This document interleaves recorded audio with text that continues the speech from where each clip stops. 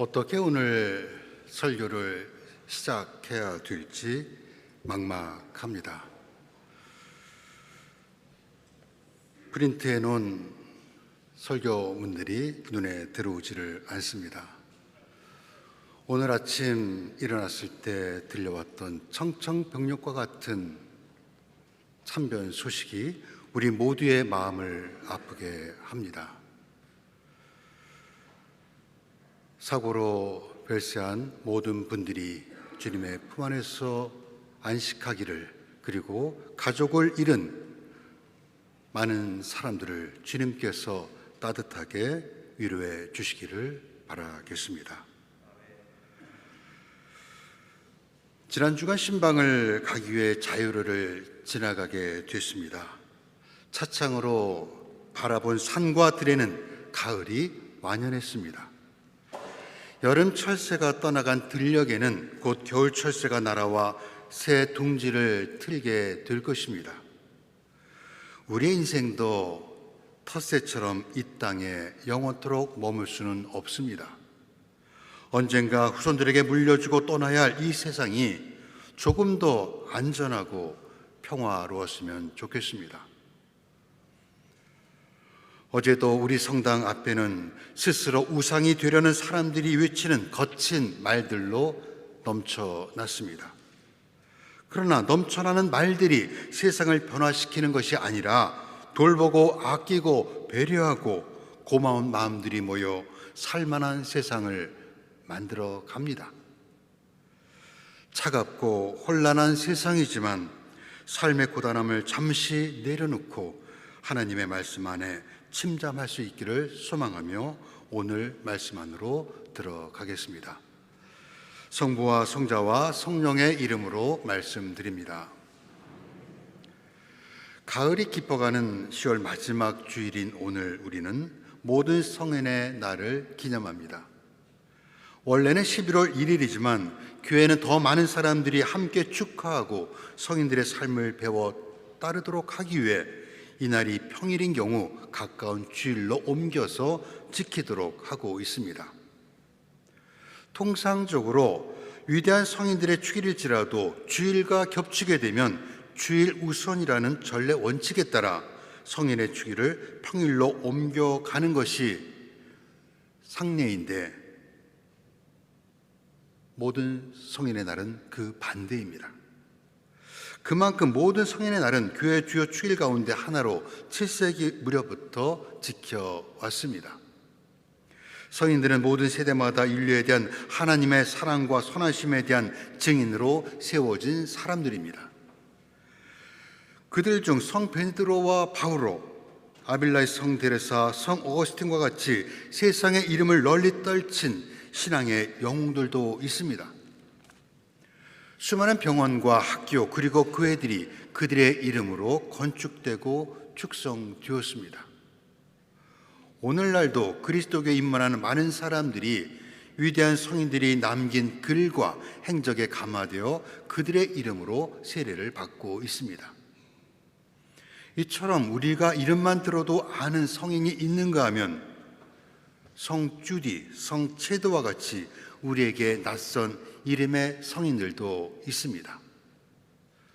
그러나 그들을 모두 합친 것보다 더 많은 성인들이 교회 전례력의 축일조차 지정받지 못하고 하나님에게만 기억되고 있습니다. 하지만 그들의 이름이 얼마나 유명세를 탔는지와 상관없이 모든 성인들의 삶과 사역은 고난의 시기에 교회를 지탱하는 힘이었고 우리의 믿음을 풍성하게 만드는 영혼의 샘물이 되었습니다. 그래서 오늘 주일은 일부 성인의 날이 아니라 모든 성인의 날이라고 명명되었습니다. 오늘 모든 성인의 날에 정해진 복음 역시 믿음의 영웅들에 대한 이야기가 아닙니다. 하나님 나라를 위해 수고하고 땀 흘리는 평범한 모든 이들을 위한 이야기입니다. 신약성서에서 가장 유명한 담론인 마테오복음의 8가지 행복선언이 루가 버전이 오늘 모든 성인의 날 복음으로 선택되었습니다. 열두 제자를 부르신 예수님은 갈릴리 호수가 내려다 보이는 언덕에 올라 행복이라는 호수로 흘러드는 8개의 물줄기에 대해 말씀합니다. 우리는 이를 진복 8단 또는 8가지 행복 선언이라고 부르고 있습니다. 그런데 8가지 축복을 말하는 마테오 복음과 달리 4가지 축복과 4가지 저주를 포함하는 루가 복음의 버전은 짧지만 더 직설적이고 강렬하고 개인적입니다. 둘은 같은 것 같지만 전혀 다른 말을 하고 있습니다. 마테오가 마음이 가난한 사람, 옳은 일을 하다가 줄이고 목마른 사람, 옳은 일을 하다가 박해를 받는 사람이 행복하다고 말하는 것을 루가는 정말 가난한 사람, 육체적으로 배고픈 사람, 아무 이유 없이 미움을 사고 내어쫓기고 누명을 쓰는 사람이 행복하다고 바꾸어 놓고 있는 것입니다. 충격적이고 터무니없는 말입니다. 행복이 아니라 저주의 말처럼 들립니다. 눈치를 채셨는지 모르지만 사실 이는 예수님께서 제자들이 가까운 장래에 직면하게 될 고난과 십자가에 대해 말씀하신 것입니다. 우리가 모든 성인의 날에 이 복음을 읽는 이유는 그 모두가 우리 앞에 살았던 성인들이 경험했던 삶이요 실천이기 때문입니다. 그렇다 해도 루가복음이 말하는 행복선언은 아무리 씹고 또 곱씹어 보아도 삼키기 어려운 부분이 있습니다. 우리에게 각인되어 있는 성인들의 삶의 모델은 격렬하게 죽거나 재미없는 삶을 살았습니다. 그들의 삶은 우리가 바라는 것과 너무 동떨어져 있습니다. 성인이 된다는 것은 아파하는 세상을 위해 고통을 받고 정의를 옹호하다 감옥에 갇히고 타인을 위해 자기의 이익을 포기하는 것으로 이해하는 우리는 성인들처럼 살 수 없을 것 같고 솔직히 말하면 그렇게 살고 싶지도 않습니다. 그렇다면 우리는 안전을 위해서 성인들에게서 멀리 떨어져 있는 것이 좋을 것입니다. 예수님이 요구하시는 제자의 삶을 살아가는데 거듭 실패하고 믿음이라는 이름의 산 정상에 오르는 것을 진작에 포기한 채 가벼운 차림으로 부담 없는 신앙의 둘레길만 걷고 있는 우리들에게 온유하고 자비를 베풀며 평화를 위해 일하는 오늘 복음의 요구는 마음을 불편하게 할 뿐입니다. 이처럼 루가 복음의 행복 선언은 인간의 상식과 정면으로 대치되고 있습니다. 하지만 그 이면은 비록 우리가 아직 그것을 볼 수 없더라도 다가올 미래와 기쁨에 대한 약속입니다. 많은 사람들이 행복이라는 파랑새를 쫓아 살아갑니다. 그런데 행복은 어디에 있습니까? 자신의 욕망에서 한 발 물러서면 행복이 보입니다. 성서가 말하는 행복은 환경과 조건에 좌우되는 것이 아니라 영원한 기쁨에 대한 이야기입니다. 성인들은 세상이 주는 즐거움이 아니라 하나님에게서 행복을 찾은 사람들입니다. 현재가 불행하게 느껴질지라도 하나님께서 나를 위한 계획과 목적을 갖고 계신다는 것을 알고 있기에 성인들은 두렵지 않았습니다. 행복이 외부의 조건이 아니라 내 안에 계시는 하나님과 관계되기 때문입니다. 그래서 행복은 모든 상황에서도 하나님께서 나와 함께 하신다는 확신에 근거합니다.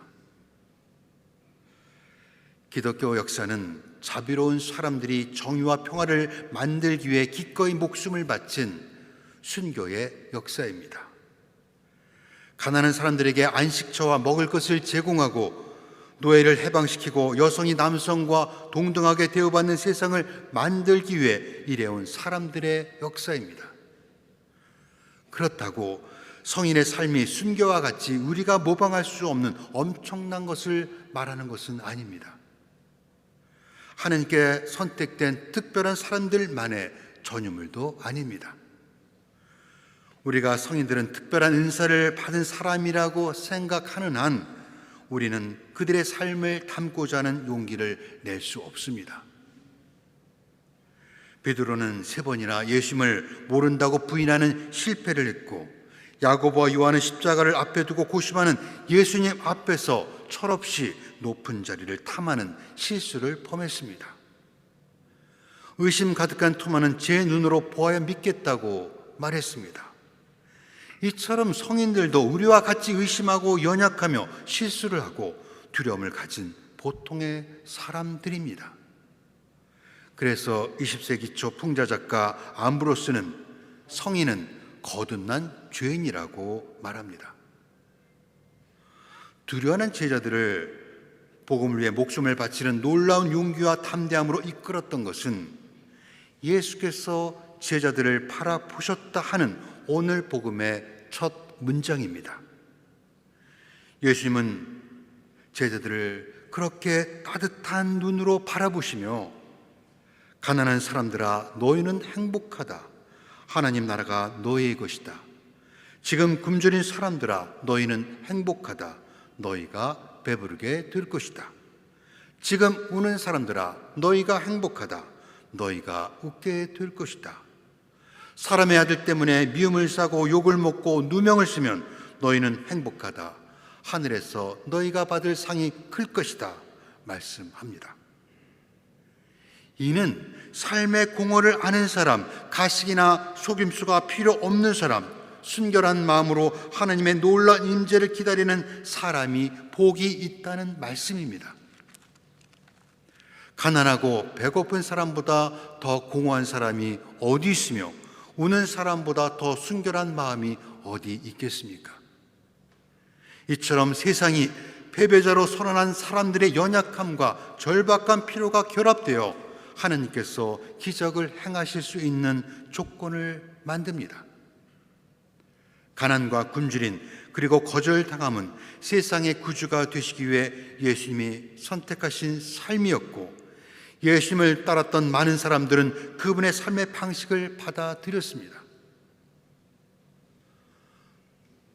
누가 뺨을 치거든 다른 뺨마저 돌려대주고, 누가 겉옷을 빼앗거든 속옷마저 내어주어라. 달라는 사람에게는 주고 빼앗는 사람에게는 되받으려고 하지 말라는 예수의 말씀대로 살려고 하면 우리는 가난해질 것입니다. 그리스도의 제자가 된다는 것은 그런 것입니다.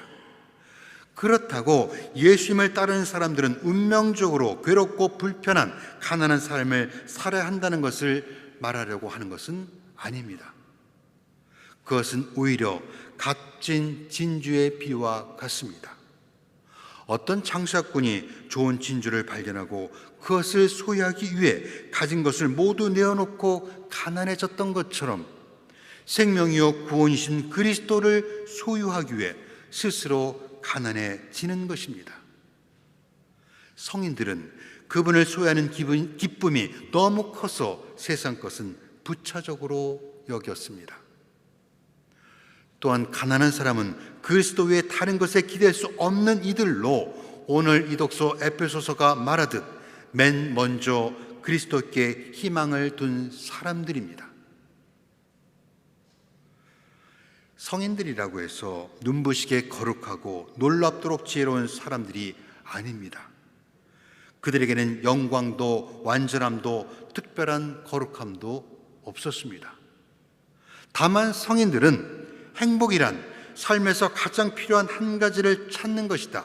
그것을 찾고 나면 나머지는 아무것도 아닌 것이 된다는 영성가 토마스 머튼 신부의 말대로 삶에서 가장 필요한 것이 하느님이시라는 것을 알았기에 행복한 사람들입니다. 성인들은 스스로의 공적을 떠벌리는 사람이 아니라 캔터베리 대주교 윌리엄 템플이 그리스도인의 삶은 겸손한 연주자와 같이 자신만의 소리를 내면서도 어떤 악기와도 불협화음을 일으키지 않는 것이라고 말하듯 묵묵히 그리스도를 따르며 자신의 욕망이 아닌 하나님의 뜻을 앞세웠던 사람들입니다. 또한 성인들은 마치 우리 성당을 아름다운 빛으로 물들이는 스테인드 글라스와도 같습니다. 빛은 스스로 그 빛깔을 드러낼 수 없습니다. 하지만 빛이 스테인드 글라스를 통과하여 이 성전 안을 비추면 우리는 그 영롱한 빛깔을 볼 수 있게 됩니다. 이처럼 성인들은 스스로 빛을 내는 자가 아니라 하나님의 빛을 받아 그 빛을 세상에 드러내는 스테인드 글라스와 같은 존재입니다.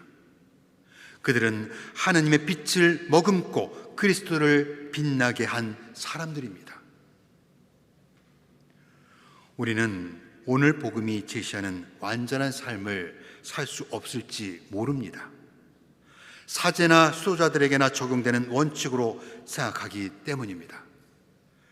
그들은 가난과 복종을 맹세하였기에 가난과 순교적 삶을 추구할 수 있지만 보통의 신자들은 십계명을 지키고 하나님과 이웃을 사랑하는 것으로 충분하다고 말할 수 있습니다. 그렇게 우리가 예수님의 산상설교를 영적으로 뛰어난 소수의 종교 엘리트들에게 하신 말씀이라고 접근하게 되면 우리는 납작 엎드려 어떤 변화의 가능성도 없게 될 것입니다. 하지만 오늘 말씀은 예수 그리스도의 죽음과 부활로 세례받은 모든 사람들을 향한 말씀입니다. 성부, 성자, 성령의 이름으로 세례를 받은 사람은 누구나 성인으로 지정되었습니다. 바로 오늘이 여러분의 축일입니다. 영웅적인 업적과 인간의 한계를 뛰어넘는 고행이 성인을 만드는 것이 아닙니다. 세상이 불이 한거하고 하나님의 창조물을 보존하기 위해 싸우는 사람들, 노숙인을 찾아 돌보고 배고픈 사람을 먹이고 공부방 어린이들을 위해 봉사하는 대학생, 지난 여름 수해를 당해 망연자실 주저앉아 슬퍼하는 사람들과 함께 울어주는 사람들, 그들이 성인의 계보를 잇는 하나님의 사람들입니다. 그들은 우리 앞서 믿음의 삶을 살았던 성인들과 더불어 세상을 변화시키는 예수님의 구원 이야기의 일부가 됩니다. 아무나 성인이 되는 것은 아니지만 누구나 성인이 될 수 있습니다. 하나님의 일치 안의 삶이요 하나님의 시선으로 세상을 보고 서로 사랑하며 어려운 이들에게 자비를 실천하는 여기 계신 한 사람 한 사람이 바로 성자요 성녀입니다. 오늘 모든 성인의 날, 여러분 모두의 축일을 다시 한번 축하드립니다. 성부와 성자와 성령의 이름으로 말씀드렸습니다.